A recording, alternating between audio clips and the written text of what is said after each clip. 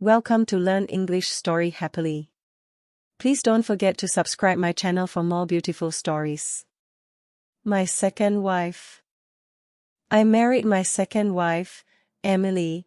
I went to live in her house in Northern California. It's a big house, with a lot of land around it, just outside a small town. The next house is almost exactly the same, and that belongs to Emily's sister Millicent. Millicent and Emily's sisters. But completely different in looks and in character. Millicent is tall and rather thin. She is very strong-minded and likes to control everyone around her, including Emily.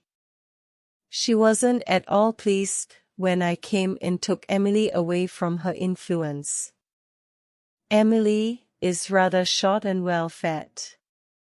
As she says, she weighs 11 or 12 kilos too much. She doesn't claim to be very clever, and usually she does what other people want. Not always though. For 3 weeks now Emily had been away. But Millicent had been watching me closely. She was with me now drinking coffee in our sitting room. The telephone rang and I answered it. Yes. Hello dear, this is Emily. Emily, what is your surname? Oh really dear Emily, your wife. I'm sorry, you must have a wrong number. I put the telephone down. Millicent was watching me. You look as white as a sheet. You seem frightened, shocked. Who telephoned? It was a wrong number. Millicent drank some coffee.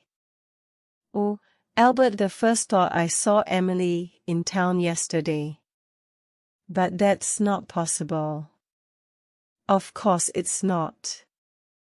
Emily is in San Francisco. Yes, but where in San Francisco? She didn't say. She's visiting friends. Emily doesn't have any friends in San Francisco. I know all her friends. When will she be back? She wasn't sure when it would be. I've heard, Albert, that your first wife died in a boating accident. She fell out of the boat and died in the water. I'm afraid so. She couldn't swim. And you were the only witness to the accident. I believe, so no one else ever came forward. Did she leave you any money, Albert?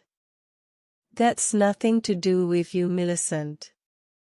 In fact, Cynthia had $50,000 of life insurance and one sailing boat.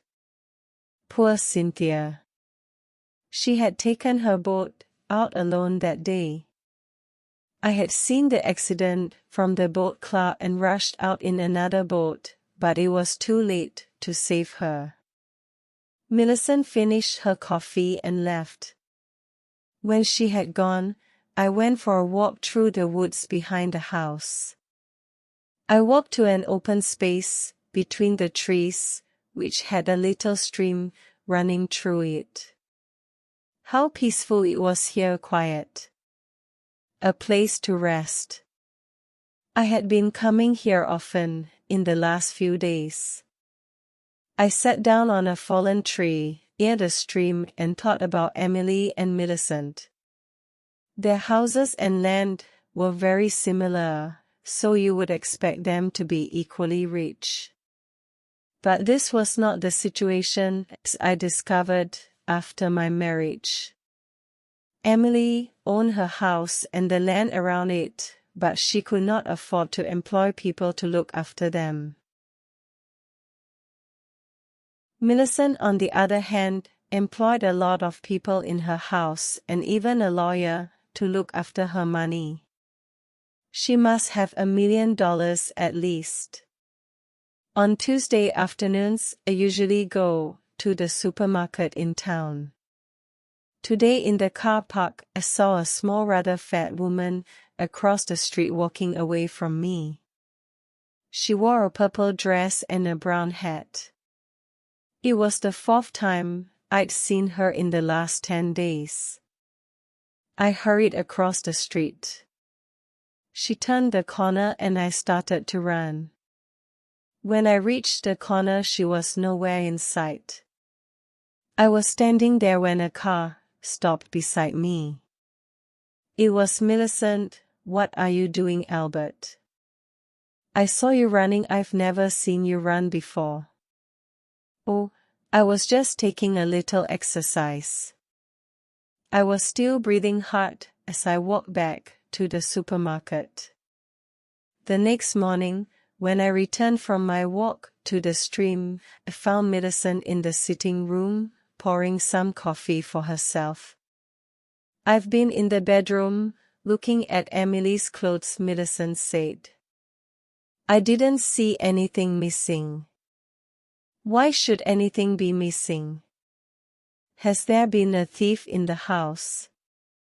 "Don't tell me that Emily went off to stay with friends in San Francisco without any luggage." "She had luggage. Though not very much." "What was she wearing when she left?" "I don't remember," I said. That evening, as I prepared for bed, I looked inside Emily's cupboard. What could be done with her clothes? Perhaps I should give some away. I woke up at 2 in the morning. Bright moonlight was shining on my face. I dressed and went out to the bud in the garden. I needed something for digging a hole. I chose a spade with a long handle, put it on my shoulder and began walking towards the stream. I was nearly there when I stopped. I shook my head slowly and returned to the bus. I put the spade away and went to bed. The next morning Millicent came to see me while I was having breakfast. She brought in the Morning Post, which had just come. It included one small blue envelope addressed to me. The writing seemed familiar. The postmark was our local town. I opened the envelope and pulled out a sheet of paper. "Dear Albert, I miss you so very much. I shall return home soon, Albert, soon. Emily." I put the letter and the envelope into my pocket. "Well?" Millicent asked. I thought I recognized Emily's writing on the envelope. "Did she say when she'll be back?" "That is not Emily's writing. It's a letter from my aunt in Chicago." "I didn't know you had an aunt in Chicago." "Don't worry, Millicent, I do have an aunt in Chicago." That night I was in bed, but awake when the telephone beside my bed rang. "Hello, my sweet. This is Emily." "You are not Emily, you are someone else." "Don't be silly, Albert.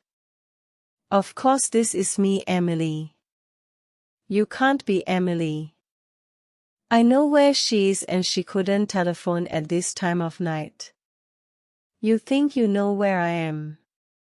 "No, I'm not there now." It was too uncomfortable, so I left Albert.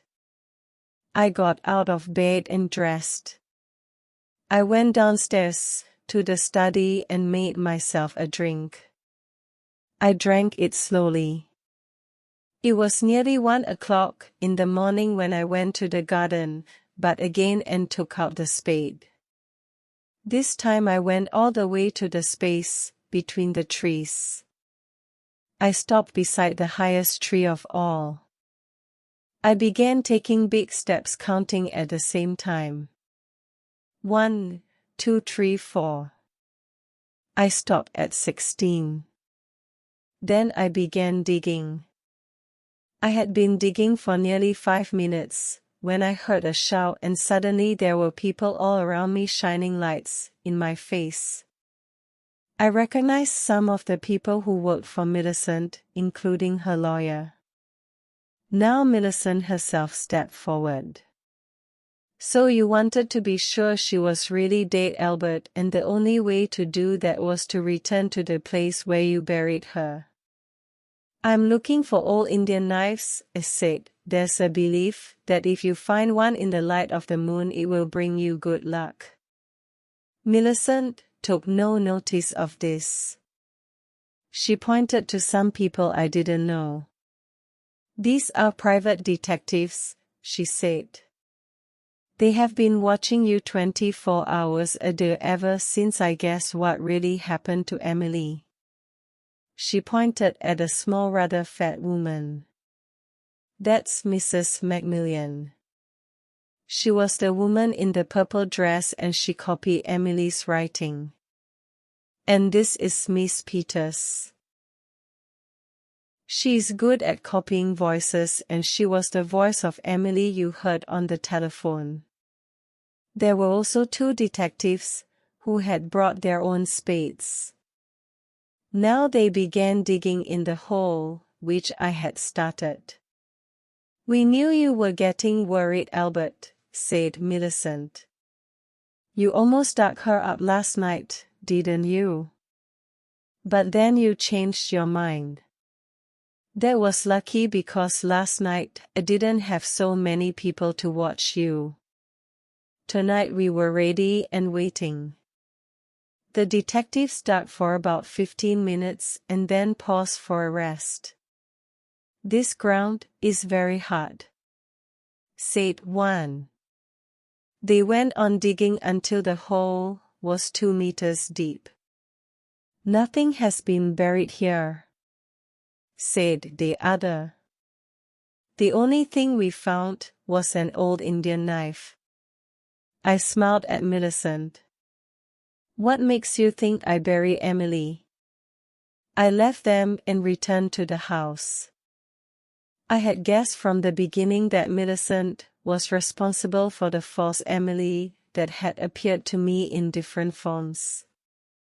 It was all part of her plan. What had been her aim? Well, she believed that I had killed her sister. So she wanted to frighten me until I broke down and said, yes, I killed her. I had been playing a game too. I wanted her to think I was frightened. And of course I wanted her to think I had buried the body in that place in the woods. Now I was in a strong position. She had called me a murderer in front of all those witnesses. I could take the matter to a court of law and demand a large sum of money from her. But she wouldn't want to let that happen. She wouldn't want the world to know she had been stupid. She would prefer to pay those people to keep silent. Would that be possible? Well, it would help if I supported her story and said that nothing had happened at all. And I would do that for Millicent. If she gave me some money, a large amount of money. At the end of the week my telephone rang. This is Emily. I'm coming home now, dear. Oh, great. Did anyone miss me? They certainly did. You haven't told anyone where I've been these last 4 weeks, have you, Albert? Especially not Millicent? I told her you were visiting friends in San Francisco. Oh dear, I don't know anybody in San Francisco. Did she believe you? I don't think so. Well, I couldn't tell her I was going to a health farm to lose weight. I would be ashamed. And I wasn't sure that I would manage it. But I have, Albert, the first half. I've lost 14 kilos. My figure must be as good as Cynthia's now. Well done, Emily. That's great. Why is Emily jealous of my first wife? They each have their place in my heart. Yes, but now none of my clothes will fit me. I'll have to get a lot of new clothes. Do you think we can afford it, Albert? Oh, we can now. With some help from Millicent. Thanks for watching.